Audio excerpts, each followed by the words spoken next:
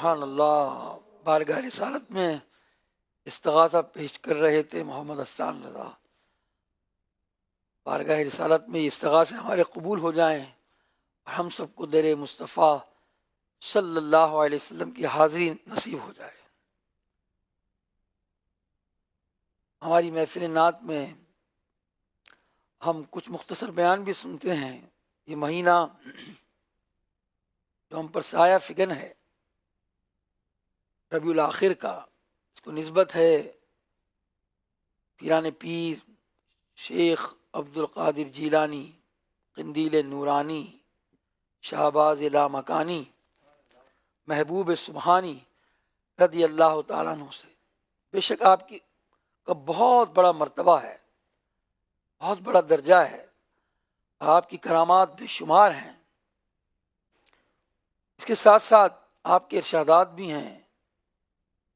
فیوض یزدانی کے نام سے آپ کے جو خطبات ہیں ان میں بہت وعظ و نصیحت ہیں، اور بھی کتب میں آپ نے اپنے مریدین کے لیے بہت سارے مدنی پھول ارشاد فرمائے ہیں۔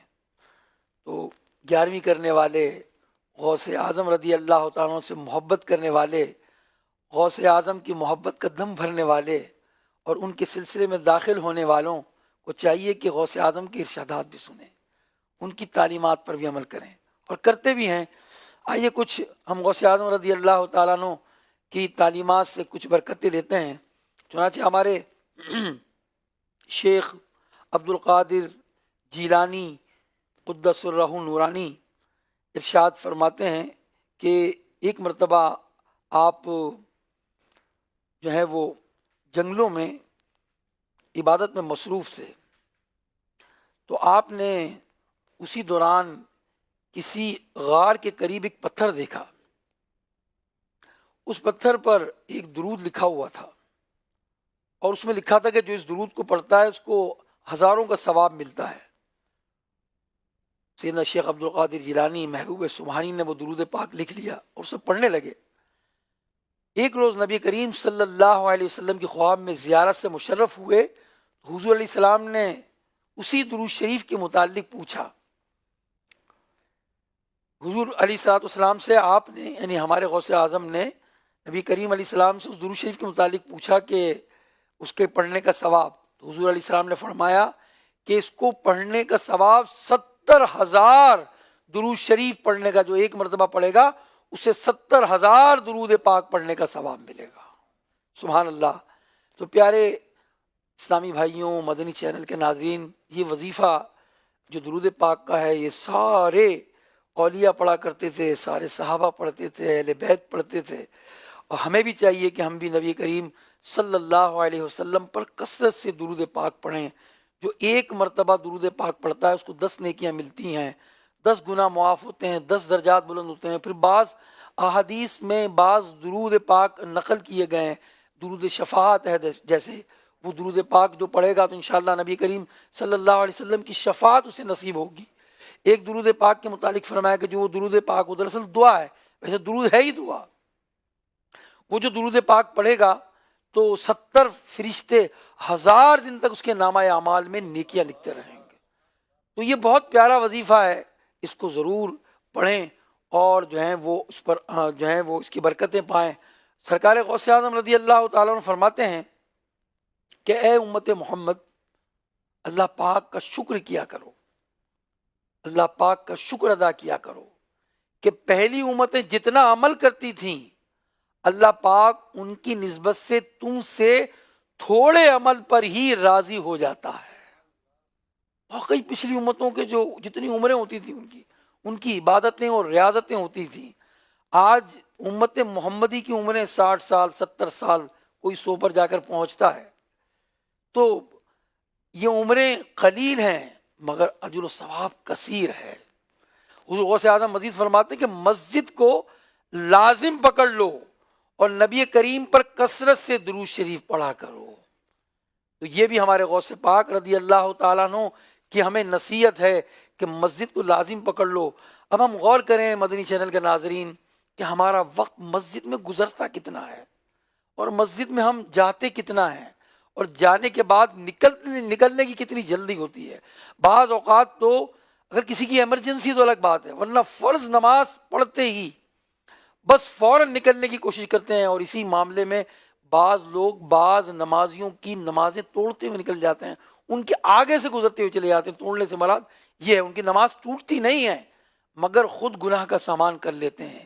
اس لیے اس جمعے میں بھی ہم نے دیکھا ہے بعض لوگوں کو کہ جمعے کے دن بھی وہ تاخیر سے آئیں گے اور لوگوں کی گردنیں پھلانگتے ہوئے آگے پنکھے کے نیچے یا اے سی کے قریب جانے کی کوشش کرتے ہیں، آگے بیٹھنے کی کوشش کرتے ہیں.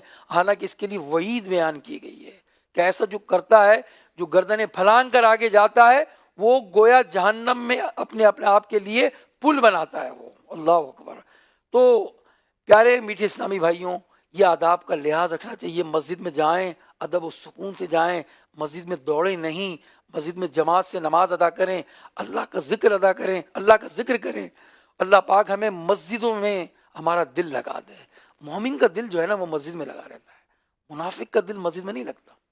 مومن مسجد میں ایسے ہے جیسے مچھلی سمندر کے اندر ہوتی ہے، سمندر کے اندر مچھلی قرار پاتی ہے، ایسے ہی مومن جو ہے مسجد کے اندر قرار پاتا ہے. وہ بڑا بد نصیب ہے، یقین جانے جو مسجد سے رکا ہوا ہے. وہ بڑا بد نصیب ہے جو مسجد میں جا کر بھی گناہ سے باز نہیں آتا. آپ کہیں گے مسجد اور گناہ، ہاں بعض لوگ مسجد میں قیام کرتے ہیں تو پھر وہ فیس بک بھی ساتھ میں چل رہا ہوتا ہے، اور بعض اوقات تو میوزک بھی نکل جاتی ہے، اور جو ہے وہ اس کے اندر پوری پوسٹیں دیکھنا. یہ مسجد کے اندر کب جائز ہے؟ ویسے ہی جائز نہیں تھا. یہ کام اعتکاف میں بھی ہو جاتا ہے معاذ اللہ. جب عادت بری پڑی ہوئی ہوتی ہے تو پھر کیا مسجد اور کیا مسجد الحرام، کیا مسجد نبوی. عادت بری ہے غیبت کی، چغلی کی، وعدہ جھوٹ بولنے کی، اسی طرح بری پوسٹیں دیکھنے کی، تو وہ عادت پھر جاتی نہیں. اللہ پاک ہم سب کو محفوظ فرمائے. 545 سن ہجری کا یہ واقعہ ہے. غوث اعظم کون سی ہجری میں تشریف لائے؟ 500 سن ہجری میں. بہت سارے لوگوں کو نہیں معلوم ہوتا. تو 545 سن ہجری کا رمضان المبارک ہے، 7 تاریخ ہے، پیر کی رات عشاء کے بعد حضور غوث اعظم رضی اللہ تعالیٰ عنہ اپنے مدرسے میں بیان کر رہے ہیں. بیان کا موضوع کیا ہے؟ آزمائش. فرمایا آپ نے دوران بیان کیا اگر تم میں سے کسی کا بیٹا کافروں کے یہاں قیدی ہو تو کیا تم اسے چھڑانے کی کوشش نہیں کرو گے؟ فرمایا ایک عارف ایسا ہی ہوتا ہے. عارف کون؟ جو اللہ کی پہچان رکھتا ہے، کامل مسلمان. کیا ایک تم میں سے کسی کا بیٹا کافروں کے یہاں قیدی ہو، کیا تم اسے چھڑانے کی کوشش نہیں کرو گے؟ فرماتے ہیں عارف جو ہے وہ ایسا ہی ہوتا ہے کہ تمام مخلوق اس کی اولاد کی طرح ہوتی ہے اور وہ انہیں نفس اور شیطان کی قید سے چھڑانے کی کوشش کرتا ہے. تو یہ جو اللہ والے ہوتے ہیں اور جو اللہ تعالیٰ کی معرفت رکھتے ہیں، وہ امت سے، حضور کی امت سے بڑی محبت کرتے ہیں. ان کو گناہ میں مبتلا دیکھتے ہیں نا تو پھر ان کی اصلاح کی کوشش کرتے ہیں. غوث اعظم رضی اللہ تعالیٰ عنہ کا کیا خوبصورت کلام ہے، آپ نے سمجھانے کی کوشش کی. اور آج ہم اگر غور کریں اس مثال پر جو حضور غوث اعظم رضی اللہ تعالیٰ عنہ نے اپنے بیان میں ارشاد فرمائی، ہم اپنے گرد و نواح میں دیکھیں کئی لوگ نمازیں چھوڑ رہے ہیں، کئی لوگ ہیں جھوٹ بول رہے ہیں، حرام کھا رہے ہیں. ہماری کیا ذمہ داری بنتی ہے؟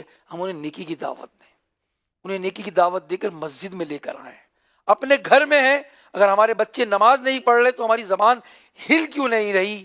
صبح ہم بچوں کو اٹھا رہے ہیں نماز کے لیے یا نہیں اٹھا رہے؟ دیکھیے کہ اگر جو شخص نماز کو چھوڑ رہا ہے گویا ایسا ہے نماز چھوڑنے والا کہ وہ اپنے آپ کو جہنم کی آگ میں جلانے کی کوشش کر رہا ہے. اگر کسی شخص کو یہ معلوم ہو کہ اس کے گھر کے قریب کسی گھر میں آگ لگ گئی ہے تو کیا وہ اپنے گھر میں بیٹھا رہے گا؟ نہیں. کیا پڑوسی بیٹھے رہیں گے؟ کوشش کریں گے وہ، اور جو ہے وہ اس کو آگ سے بچانے کی، اس گھر میں کوئی نہ کوئی صورت کریں گے کہ اس کے گھر سے آگ کو دور کیا جائے، آگ کو بجھایا جائے. اب غور کریں کہ جو اپنے آپ کو جہنم میں ڈالنے کی کوشش کر رہا ہے نمازیں چھوڑ کر، ایسے لوگوں کے لیے ہم کیا کر رہے ہیں؟ ہمارا کام کیا ہے؟ چاہے وہ ہماری اولاد ہوں، چاہے وہ ہمارے رشتہ دار ہوں، چاہے وہ ہمارے پڑوسی ہوں، چاہے وہ ہمارے آفس میں کام کرتے ہوں، اگر وہ نماز چھوڑ رہے تو ہم نے کوشش کرنی ہے ان کو نیکی کی دعوت دے کر نماز کی طرف لانا ہے. اگر وہ جھوٹ بول رہے ہیں تو انہیں محبت سے پیار سے بتانا ہے کہ دیکھیں یہ جو تو آپ بات کر رہے ہیں نا جھوٹ بول رہے ہیں, ارے میں تو مذاق کر رہا تھا. اسے بتائیں کہ مذاق میں بھی جھوٹ ہوتا ہے, مذاق میں بھی جھوٹ بول دیا جاتا ہے.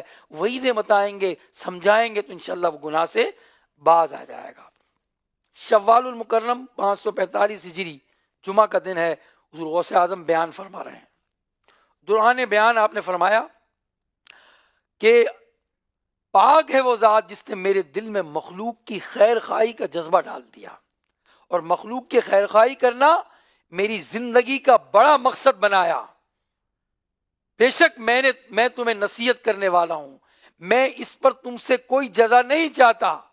میری خوشی اسی میں ہے کہ تم کامیاب ہو جاؤ, اگر تم ہلاک ہوئے تو مجھے غم ہوگا. کیسی شفقت ہے حضور غوث اعظم رضی اللہ تعالیٰ عنہ کی اپنے مریدین پر. حضور غوث اعظم رضی اللہ تعالیٰ عنہ کے دل میں امت کی خیر خواہی کا جذبہ کس قدر بھرا ہوا تھا, اس کا اندازہ لگانے کے لیے غوث پاک کا ایک ایمان افروز فرمان سنیے کہ غوث اعظم 546 سن ہجری میں رجب المرجب کے مہینے میں جمعہ کے دن اپنے مدرسے میں توحید کے موضوع پر بیان کر رہے ہیں. آپ نے طویل بیان فرمایا. بیان کے آخر میں گفتگو سمیٹتے ہوئے آپ نے ارشاد فرمایا, اے لوگوں میں تمہاری طرف صرف اور صرف اللہ پاک کی رضا کے لیے متوجہ ہوتا ہوں. میرے اندر تمہارے لیے ایسی رحم دلی اور شفقت ہے کہ اگر ہو سکتا کہ میں تمہاری جگہ میں تم سے ہر ایک کی قبر میں خود اترتا اور تمہاری طرف سے نکیرین کو جواب بھی خود دیتا.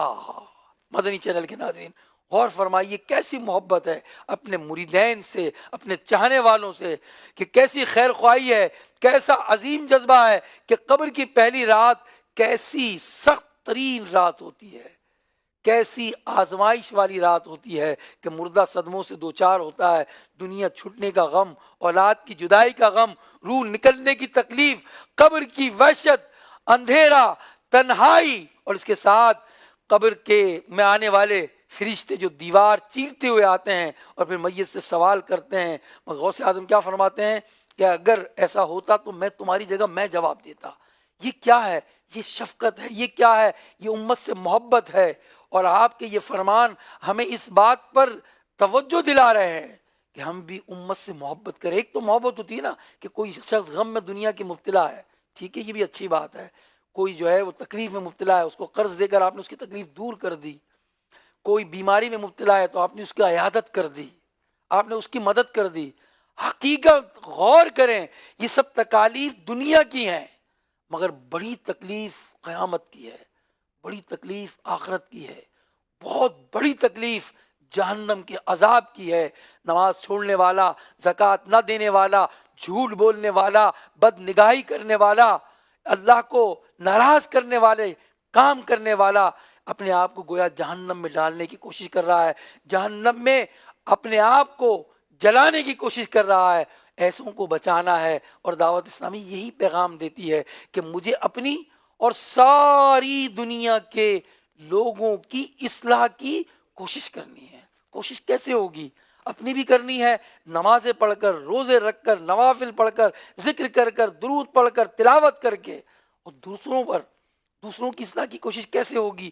جب ہم انہیں نیکی کی دعوت دیں گے, نماز کی طرف بلائیں گے, مسجد کی طرف بلائیں گے, مدنی قافلے میں سفر کریں گے, ہفتہ وار سنتوں بھرے اجتماع میں ان کو لے کر آئیں گے, اپنے ساتھ بٹھائیں گے, انہیں کچھ پڑھائیں گے, انہیں رسائل دیں گے, انہیں سمجھائیں گے کہ نیک اعمال کیا ہے, اور نیک اعمال کی جو ہے وہ نیک اعمال کا جو رسالہ ہے اس کو کیسے پور کیا جاتا ہے, اس کی برکتیں کیسی ہیں, اس کے لیے کوشش کرنی ہوگی. ہمارے غوث اعظم رضی اللہ تعالیٰ عنہ بیان کے اندر کوشش فرما رہے تھے.